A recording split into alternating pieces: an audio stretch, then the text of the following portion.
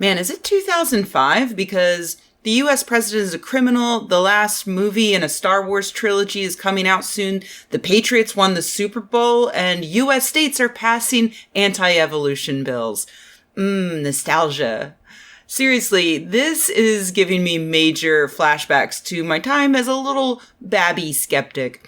Ohio's House of Representatives, which is just an absolute shit show, has just passed a bill with 100% Republican support that would allow students to answer science questions wrong because of what their religion tells them. Or does it? I don't know, let's get into it. The bill is called the Ohio Student Religious Liberties Act of 2019, so you already know it's going to be dumb.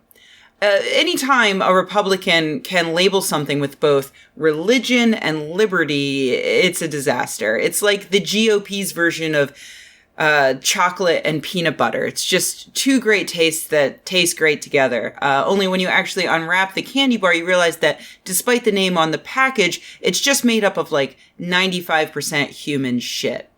Because they say liberty, but what they mean is Christian domination. Because let's say that a bill says something like, students can't be penalized if their work is scientifically wrong as long as their reasoning is based on their religious beliefs.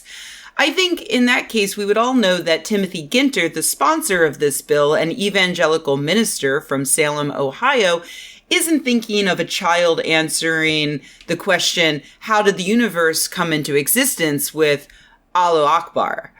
But let's go back to the quote from the local Ohio news saying that the bill says students can't be penalized if their work is scientifically wrong as long as the reasoning is based on the religious beliefs. Is that true? Is that what the bill actually says? Here's the actual text of the bill that inspired this article. Assignment grades and scores shall be calculated using ordinary academic standards of substance and relevance, including any legitimate pedagogical concerns, and shall not penalize or reward a student based on the religious content of a student's work. So it doesn't outright say that a student can just answer every question with Jesus and get an A. In fact, it does say that a teacher cannot penalize or reward a student based on their religious content. This is the sort of thing that always happens when the Republicans try to weasel language into governmental bills that will allow them to get away with the shit that they want. If you're not aware, here is a very brief history of the GOP's plan when it comes to creationism, abstinence-only education, prayer in school, homophobia, or anything else they want. I'll use creationism as an example. So in Bill 1, we have someone suggesting that the government says we have to teach creationism and outlaw the teaching of evolution in schools. When that bill gets rejected for being obviously violating separation of church and state, they will try Bill 2, which is teach creationism and evolution. When that bill doesn't work, here comes Bill 3. Highlight the flaws of evolution and include a disclaimer in textbooks. When that doesn't work, we get Bill 4, religious freedom. Vague language about allowing students and teachers to express religious thoughts with no punishment. That's late-stage evangelicalism right there. The best they can do at that point is sneak in this general language that gives them wiggle room for a teacher, a student, or administrator to push their issues in.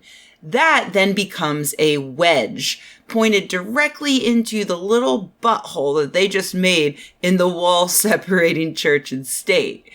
If it works, they can then just push that wedge in further and further, making the butthole bigger and bigger until they're able to get in Bill 3, and then Bill 2, and then eventually their hope is to get Bill 1 shoved straight in the butthole. So it is a problem, but does it mean, as the article says, that students can't be penalized if their work is scientifically wrong, as long as the reasoning is because of their religious beliefs?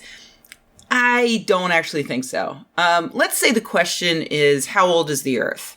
A creationist student answers 6,000 years according to my reading of the Bible. When deciding whether that's right or wrong, the teacher is allowed to use, quote, ordinary academic standards of substance and relevance and legitimate pedagogical concerns to determine that is not the correct answer. But if the student and their family object and sue the teacher and school district, would there then be a fight over whether that is a legitimate pedagogical concern, or is it an ordinary standard to expect the child to give an answer that is in their science textbook? And would that wrong answer be considered a penalty for their religious beliefs? I mean, you can sue over anything in the United States, but in this case, it appears that the language is vague enough to ensure that a lawsuit like that would not be immediately thrown out of court. And that's the entire point. If you read it as directly as you can, the bill solves a problem that simply does not exist. The only direct application of this bill in my example would be if a student replied to the test question, "My textbook says that scientists think that the Earth is about 4.5 billion years old, but I believe that the Bible puts the age of the Earth at 6,000 years." First of all, I cannot imagine a student writing something like this. Instead, an evangelical child would be more likely to simply insist that the answer is 6,000 years. And second of all, I cannot imagine a teacher penalizing a student for an answer like that. It would, in fact, answer the question as asked. You don't have to believe what your science teacher says, but you do have to know it and prove that you understand it in order to achieve a passing grade. I don't imagine there are that many atheist science teachers out there champing at the bit to punish religious students, who would be the vast majority of students that they teach, for having beliefs that go against reality. I remember writing a frankly stupid essay for my high school history class on how smart and misunderstood William Jennings Bryan was in the Scopes monkey trial, because I was an evangelical who wanted to recontextualize history to fit the narrative that my pastor had taught me.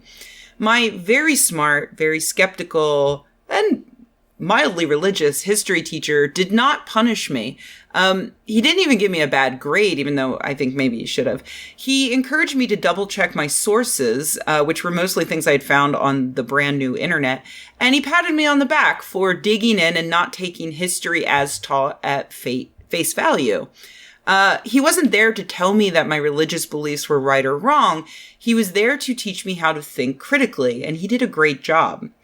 So the Ohio Religious Freedom Bill may not say that Jesus is always the correct answer on a test, but it is dangerous and stupid. This bill could be used not just to deny evolutionary science, but also it can be used to further any of the pet evangelical issues that they champion, like homophobia. Alan Turing is burning in hell for being gay is a religious belief that a student could not be penalized for writing if this bill passes, so long as they answer whatever the relevant question was. And it will pass, almost assuredly. As I said, 100% of Republicans in the Ohio House voted for it, and the Republicans also control the Senate. And if you think that the inevitable passage of this bill is shocking, you should know that nearly identical bills have already passed or are now in committees in Georgia, Arizona, New York, Missouri, Florida, Pennsylvania, Mississippi, and probably dozens of other states that I just don't have the time or energy to check out. Americans, please call your local state representatives, get to know them, show up at their office, and if they are evangelicals with no respect for the separation of church and state, please vote them out.